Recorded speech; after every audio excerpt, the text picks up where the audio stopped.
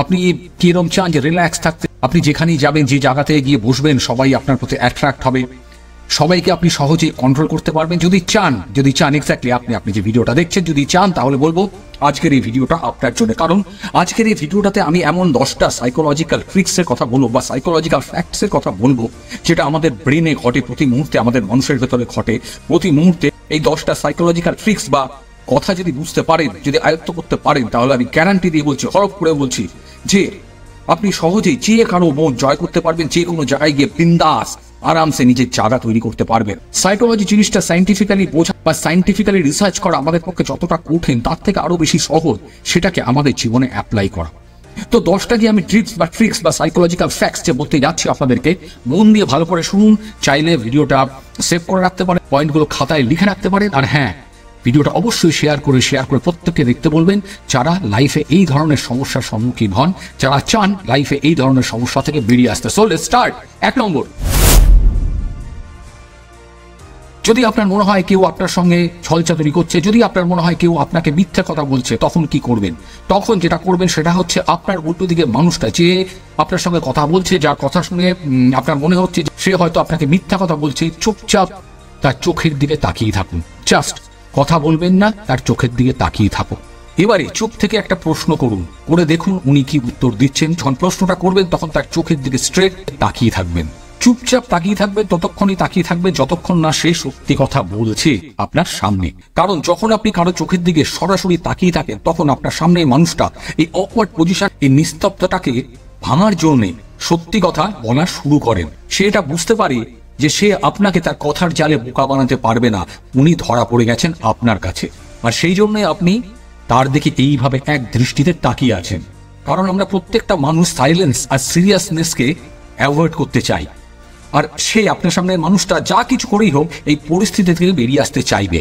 আর সেই কারণেই সেই মানুষটা আপনাকে এমন কিছু ইনফরমেশন বা কথা বলতে শুরু করবে যেটা তিনি আপনার থেকে লুকিয়ে রাখতে চেয়েছিলেন। করে দেখুন। এরপরে 2 নম্বর, দারুণ ইন্টারেস্টিং। আপনারা হয়তো দেখবেন যে কোথাও গিয়ে বসেছেন বা কোথাও যাচ্ছেন, এটা বেশিরভাগ ক্ষেত্রে মহিলাদের ক্ষেত্রেই হয়, তারা ফিল করেন বা অনুভব করেন যে তার দিকে হয়তো কেউ বারবার ঘুরে ঘুরে তাকাচ্ছে। এটা যদিও প্রত্যেকের ক্ষেত্রেই হয়। যদি এরকম হয় তখন কি করবেন? কি হয় যখন আপনার মনে হচ্ছে আপনার দিকে কেউ বারবার ঘুরে ঘুরে তাকাচ্ছে, আপনি যখনই তার দিকে তাকাবেন দেখবেন সে মুখটা সরিয়ে নিয়েছে বা নামিয়ে নিয়েছে। এবং এই অবস্থায় ধরা খুব মুশকিল হয় বা আইডেন্টিফাই করা খুব মুশকিল হয়, অসুবিধাজনক হয় যে কে আপনার দিকে এক্স্যাক্টলি বারবার তাকাচ্ছে। সেটা যে কোনো কারণেই তাকানো হতে পারে, সেটা আপনি ভেবে নিন।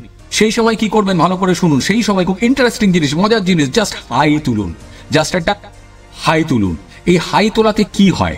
এই হাই তোলাতে কি হবে? যে আপনাকে বারবার ঘুরে ঘুরে তাকাচ্ছিল বা যে আপনার দিকে তাকানোর চেষ্টা করছিল, সেও হাই তুলতে শুরু করবে। এটা আপনারা জানেন, হাই একটা খুব ছোঁয়াচে রোগ, যেটা নর্মালি আমরা বলে থাকি। কারণ হাই তোলা একটা কন্টেজিয়াস অ্যাকশন, যে জিনিসটা মানুষ অন্য কাউকে করতে দেখলে সেটা সঙ্গে সঙ্গে কপি করে। কাজেই যদি মনে হয় আপনার দিকে কেউ লক্ষ্য রাখছে, কেউ তাকাচ্ছে, জাস্ট হাই তুলুন, করে দেখুন, ফল পাবেন। কমেন্ট করে জানাবেন ফল পেয়েছেন কিনা। এরপর আসছি 3 নম্বর। আপনি কি খুব কনফিউজড হয়ে যান? বিশেষ করে দেখবেন যে আপনি যখন কোনো দোকানে শাড়ি বা জামা বা কোনো জিনিস কিনতে গেছেন, তখন কনফিউজড হয়ে যাচ্ছেন, বা কোনো জায়গায় কোনো ডিসিশন নিতে গেছেন বা ডিসিশন নিতে পারছেন না, বারবার কনফিউজড হয়ে যাচ্ছেন যে কোনটা ভালো, কোনটা খারাপ, কোনটা করবো, কোনটা করবো না। আপনার কি হয় হলে একটু কমেন্ট করে জানাবেন। যদি হয়ে থাকে তাহলে এই পয়েন্টটা আপনার জন্য দেখতে থাকুন। সবসময় একটা জিনিস ফলো করবেন বা খেয়াল রাখবেন যে আমরা ভাবি যে আমাদের সামনে যত বেশি চয়েস থাকবে, যত বেশি অপশন থাকবে, তত বেশি ডিসিশন নেওয়া সুবিধা হবে বা সহজ হবে। কিন্তু এরকম হয় না। 2000 সালে সাইকোলজিস্ট শিনা আয়াঙ্গার আর মার্ক ল্যাপার একটা পরীক্ষা করেছিলেন। কি সেই পরীক্ষা? যেখানে তারা 24টা জ্যামকে অনেক কম পয়সা বিক্রি করার জন্য সাজিয়েছিলেন এবং দেখা গেল সেখানে প্রচুর মানুষ দেখতে এলেন। পরের দিন সেই একই জিনিস 24টা জায়গায় জাস্ট 6টা জ্যামের জার সাজিয়ে রাখলেন এবং দেখা গেল অদ্ভুতভাবে সেদিনকে লোক হয়তো কম এলো, কিন্তু আগের দিনের তুলনায় অনেক বেশি লোক এই জ্যামের জারগুলো কিনলো। এর থেকে কি প্রমাণিত হলো যে প্রথম দিন যে 24টা ডিফারেন্ট টাইপের জ্যামের জার রেখেছিল, তার তুলনায় পরের দিন যখন 6খানা ডিফারেন্ট টাইপের জ্যামের জার রাখলো, মানুষের চয়েস করার ক্ষমতা অনেক বেশি বেড়ে গেল। এর থেকে প্রমাণিত হয় যে আমাদের সামনে যদি অনেক বেশি অপশন থাকে, অনেক বেশি জিনিস থাকে, তাহলে আমাদের পক্ষে সঠিক ডিসিশন বা সঠিক জিনিসটা চয়েস করা অত্যন্ত কঠিন হয়ে পড়ে। এই জন্যই যখন শাড়ি কিনতে যাবেন দোকানে বা জামা কিনতে যাবেন বা কোনো জিনিস কিনতে যাবেন, নিজেকে সবচেয়ে বেশি কম অপশন দিন, নিজেকে সবচেয়ে বেশি নিজের সামনে সবচেয়ে কম জিনিসগুলো রাখুন। তাহলে দেখবেন সঠিক জিনিসটা, ভালো জিনিসটা আপনি কিনতে পেরেছেন বা চয়েস করতে পেরেছেন। কি ভালো লাগছে পয়েন্টগুলো? যদি ভালো লাগে ফটাফট কমেন্ট করে জানান যে হ্যাঁ পয়েন্টগুলো ভালো লাগছে। এরপরেরটা দুর্দান্ত 4 নম্বর, আপনার সামনে যে মানুষটা কথা বলছে বা আপনার সামনে যে মানুষটা দাঁড়িয়ে আছে তার চোখের মনির রংটা ফলো করুন বা খেয়াল রাখুন। কেন বলছি ভালো করে শুনুন, স্কিপ করবেন না। দেখুন, যে কথা আমি শুরুতেই বলেছিলাম যে কথা বলার সময় আই কন্ট্যাক্ট অত্যন্ত ইম্পর্টেন্ট জিনিস। আপনার সামনে ধরুন একজন কথা বলছে এবং সে আপনার চোখে চোখ রেখে কথা বলছে না, আপনি কিন্তু আনকমফোর্টেবল ফিল করবেন। কারণ আপনার মনে হবে যে আপনার সামনে দাঁড়ানো মানুষটা বা বসা মানুষটা যিনি কথা বলছেন তিনি হয়তো সত্যি কথা বলছেন না, মিথ্যে কথা বলছেন। এটা কিন্তু হয়, প্রত্যেকের ক্ষেত্রেই হয়। যদি হয়ে থাকে কমেন্ট করে জানাবেন হ্যাঁ আপনিও এই ঘটনা ফেস করেছেন। অথবা আপনার দিকে কেউ বারবার চোখ তুলে তাকাচ্ছে, ঘুরে ঘুরে তাকাচ্ছে, আপনি সেটাও পছন্দ করেন না। এই অবস্থা থেকে বাঁচার জন্য কি করবেন? এই অবস্থায় আপনাকে তার চোখের দিকে সরাসরি তাকাতে হবে। কিন্তু কি করে বুঝবেন যে আপনি তার চোখের দিকে সরাসরি তাকাচ্ছেন? এটা করার জন্য আপনার সামনের মানুষটার চোখের মনির দিকে তাকিয়ে থাকুন। যদিও চোখের মনির দিকে তাকানোর সঙ্গে সাইকোলজির কোনো সম্পর্ক নেই, কিন্তু আপনি যদি তার চোখের রংটা ফলো করতে থাকেন তাহলে আপনি বুঝতে পারবেন যে আপনি কোনো দিকে না তাকিয়ে তার চোখের দিকেই তাকিয়ে আছেন। এবং সাইকোলজিক্যালি আপনি এতে অন্যমনস্ক হবেন না, কারণ আপনি একটা কালারের উপরে কনসেন্ট্রেট করছেন, কন্টিনিউয়াসলি ফোকাস করে আছেন। আজই এটা করে দেখুন, ফল কিন্তু পাবেনই পাবেন। এরপরে 5 নম্বর খুব ইম্পর্টেন্ট, কি করলে আপনার কথা বা আপনার রিকোয়েস্ট কেউ ফেলতে পারবে না, ফেরাতে পারবে না? হয় না, অনেক ক্ষেত্রে আমরা মানুষকে রিকোয়েস্ট করি, অনুনয় বিনয় করি, অনুরোধ করি, কিন্তু সে আমার অনুরোধ ফেলে দেয় বা রিকোয়েস্টটা রাখে না। কিন্তু এই কাজটা করুন, যে কাজটা আমি বলতে যাচ্ছি, এইটা করলে পরে আপনি যাকে রিকোয়েস্ট করছেন সে আপনার রিকোয়েস্ট বা অনুরোধ কোনোভাবেই ফেলতে পারবে না। কি করবেন ভালো করে মন দিয়ে শুনুন। সেটা হচ্ছে, অনেক সময় আমরা কোনো রিকোয়েস্ট বা অনুরোধ ওভার দ্য ফোন জানাই, ফোনে কথা বলি যে ধরুন আপনার এই ফেভারটা লাগবে বা এই উপকারটা করে দিবি বা করে দেবে আমাকে, আমরা ওভার দ্য ফোন বলি। সেক্ষেত্রে কি হয়, আপনি অনেক সময় সঠিক রেজাল্ট পান না। অনেক ক্ষেত্রে আপনি যাকে অনুরোধ জানাচ্ছেন বা অনেক ক্ষেত্রে আপনি যাকে রিকোয়েস্ট করছেন সে আপনার রিকোয়েস্টটা রাখে না। কিন্তু এটার পরিবর্তে আপনি যদি সেই মানুষটার সামনাসামনি পৌঁছে গিয়ে বা সামনাসামনি দাঁড়িয়ে আপনার মনের কথাটা বা ইচ্ছের কথাটা বা যে ফেভারটা বা রিকোয়েস্টটা করতে চাইছেন সেটা যদি বলেন, সেটা অনেক বেশি কাজে দেয়। তিনি আপনার রিকোয়েস্টে না করতে পারেন। কেন এটা হয় ভালো করে শুনুন।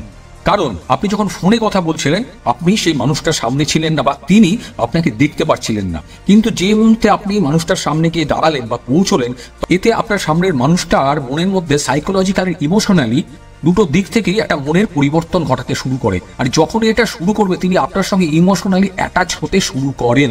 আর যখনই আমরা কারোর সঙ্গে কোনো না কোনো ভাবে ইমোশনালি অ্যাটাচড হয়ে যাই, আবেগপ্রবণ হয়ে পড়ি, তখন কিন্তু আমরা চট করে তাকে না বলতে পারি না। এটা ব্যবহার করে দেখুন। ফোনের মাধ্যমে কথা বলে কোনো রিকোয়েস্ট করার থেকে সামনাসামনি গিয়ে তাকে রিকোয়েস্ট করুন বা যে কথাটা বলতে চাইছেন সেটা বলে দেখুন, 100% আপনি ভালো রেজাল্ট পাবেনই পাবেন। 6 নম্বর, বিশেষ কোনো একটা কাজ বা যে কাজটা আপনি করতে চাইছেন কিন্তু করতে গিয়েও করতে ভালো লাগছে না, ইচ্ছা করছে না। এটা আমাদের বহু ক্ষেত্রে হয় যে কোনো একটা বিশেষ কাজ আমরা আজ নয় কাল, কাল নয় পরশু বলে পেছোতেই থাকি। আলটিমেটলি সেই কাজটা হয় না এবং আমরা গিয়ে ভবিষ্যতে বিপদে পড়ি।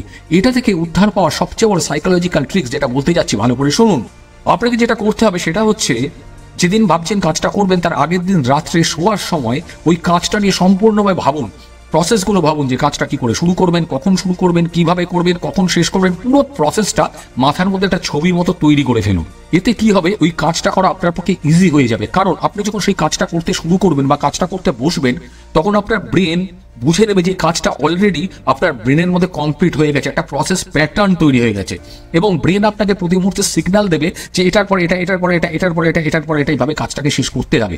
আর এতে কি হবে, আপনি সহজেই কাজটা অল্প সময়ের মধ্যে শেষ করতে পারবেন, যে কাজটা আপনার করার কোনো ইচ্ছেই ছিল না, করতে ভালো লাগছিল না।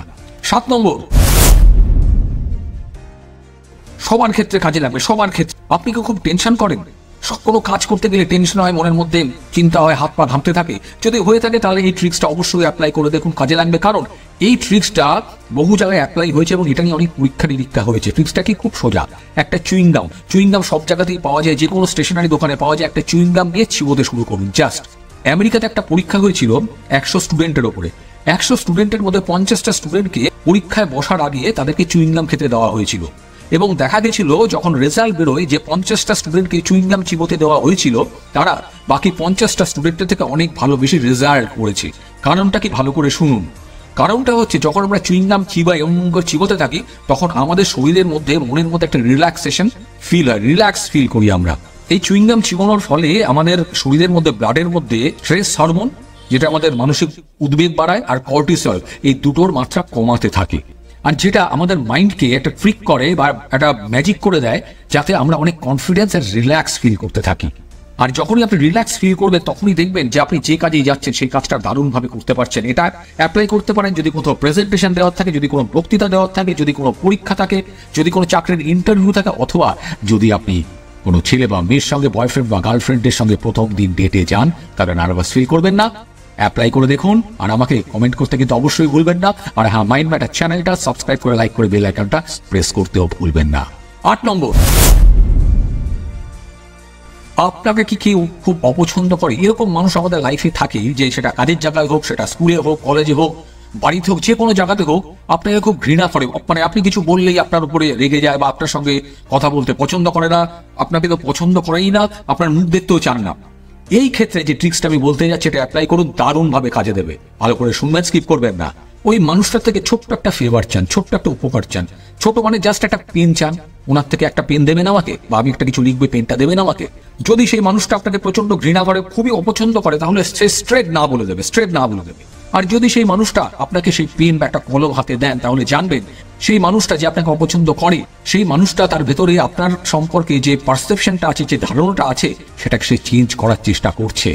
সে আপনার সম্পর্কে ভাবতে চেষ্টা করবে যে আপনি হয়তো ততটা খারাপ নন তিনি যতটা ভাবেন আপনার সম্পর্কে। আর সেই কারণেই তো আপনি তাকে একটা ভালো মানুষ ভেবে, আপনার বন্ধু ভেবে তার থেকে একটা ছোট্ট হেল্প চেয়েছেন। এটা যে কোনো জায়গায় যে কোনো সময় ব্যবহার করে দেখুন, 100% ফল পাবেনই পাবেন। এরপরে 9 নম্বর, সকালে ঘুম থেকে উঠে দেখলেন আপনার মন ভালো নেই, মুড অফ। এটা কিন্তু আমাদের প্রত্যেকের ক্ষেত্রে ঘটে, প্রত্যেকের ক্ষেত্রে। যে ঘুম থেকে উঠে দেখলাম মুড অফ, মানে কেউ জিজ্ঞেস করলে ভালো করে আমরা উত্তর দিই না, কাজের জায়গায় গিয়ে মন খারাপ করে বসে থেকে, কারণ আমরা জানি না, কিন্তু আমাদের কিছু না কিছু ভাবে মানসিক দিক থেকে আমরা খুব ভেঙে পড়ি বা মেন্টালি অফ বা আপসেট হয়ে থাকি। এর জন্য কি করবেন, ভালো করে শুনুন। এটার জন্য শুধু একটু হাসুন, মনে মনে নিজের মধ্যেই শুধু একটু হাসুন। এতে কি হয়, আপনি আপনার ব্রেনকে ধোঁকা দিচ্ছেন। এতে কি হবে, আমাদের বডি, আমাদের শরীর, আমাদের বাইরে কি ঘটছে সেটার উপরে ডিপেন্ড করে শরীরের ভেতরের কাজগুলোকে চেঞ্জ করতে থাকে। আমি বাইরে কিরকম ফিল করছি, বাইরের পরিবেশ কিরকম ভাবে আমাকে ফিল করাচ্ছে, সেই অনুযায়ী বডি রিয়াক্ট করতে থাকে, সেই অনুযায়ী আমাদের শরীরও ফিল করতে থাকে। আপনি যদি হাসেন, মানে আপনার ব্রেনে যদি একটা স্মাইলের সিগন্যাল পাঠান বা একটা আনন্দ বা খুশির সিগন্যাল পাঠান, আমাদের ইন্টারনাল বডি বা আপনার ইন্টারনাল বডি সেই হ্যাপিনেসটাকে ট্রিগার করবে, এবং পরক্ষণেই দেখবেন যে আপনার মন বা যে মেন্টালি আপসেট হয়েছিলেন, কোনো কিছু ভালো লাগছিল না, আস্তে আস্তে আস্তে আস্তে সেটা চেঞ্জ হচ্ছে। আর হ্যাঁ, এটা এই যে হাসিটা কমপক্ষে 5 সেকেন্ড ধরে রাখুন মুখের মধ্যে, 5 সেকেন্ড, এবং দেখুন আপনি কি দারুণ ফল পাচ্ছেন। যে মানুষটা আপনি ঘুম থেকে উঠে বদমেজাজ হয়েছিলেন, যার মন খুব খারাপ ছিল, 5 সেকেন্ড পরে আপনার মেন্টালিটি পুরো চেঞ্জ হয়ে গিয়ে আপনি মানুষটা সম্পূর্ণভাবে চেঞ্জ হয়ে যাবেন। যদি চান তাহলে এটা এক্ষুনি করে দেখুন। আমার ভিডিওটা ভালো না লাগলেও একটু এসে দেখুন, ভিডিওটা ভালো লাগতে শুরু করবে, আপনি মেন্টালি অনেক বুস্ট হতে শুরু করবেন। 10 নম্বর শেষ, মনের দুঃখে বনে না গিয়ে এই কাজটা করুন।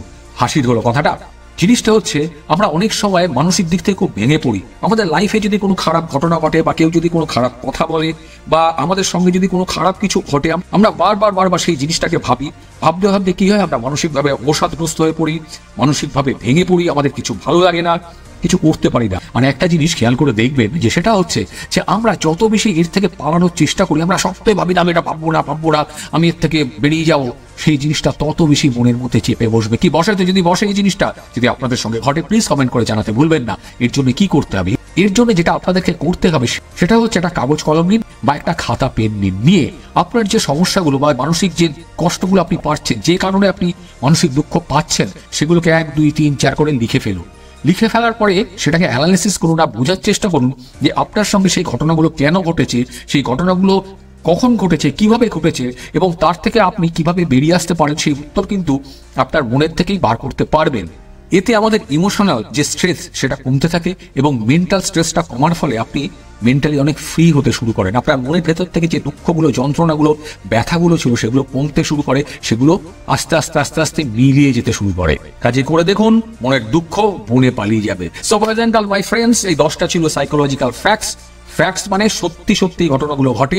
এই 10টা টিপস অ্যাপ্লাই করে দেখুন, লাইফে কত পরিবর্তন আসবে, লাইফে কত চেঞ্জ আসবে। আপনি মানুষটা যেরকম ছিলেন তার থেকে অনেক অনেক বেশি মানসিকভাবে মেন্টালি স্ট্রং হয়ে যাবে। অবশ্যই ভালো থাকবেন, ভালো রাখবেন। অসংখ্য ধন্যবাদ। ভিডিওটা যদি শেষ অবধি দেখে থাকেন, দেখা হচ্ছে পরের একটা দুর্দান্ত ভিডিওতে।